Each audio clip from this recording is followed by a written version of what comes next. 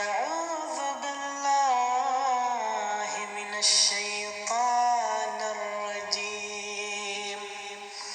وإذ قال إبراهيم رب أرني كيف تحيي الموتى قال أولم تؤمن قال بلى ولكن ليطمئن قلبي قال فخذ أربعة من الطير فصرهن إليك ثم اجعل على كل جبل منهن جزءا ثم ادعهن يأتينك سعيا واعلم أن الله عزيز حكيم.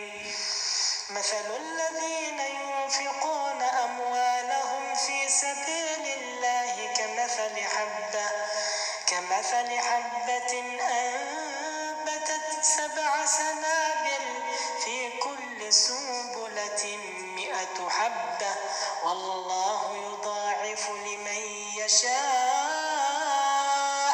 والله واسع عليم.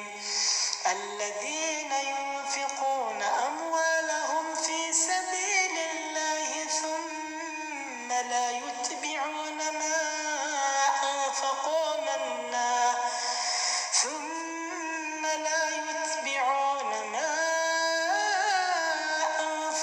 منا ولا أذى لهم أجرهم عند ربهم ولا خوف عليهم ولا هم يحزنون. قول معروف ومغفرة خير من صدقة يتبعها أذى والله غني حليم.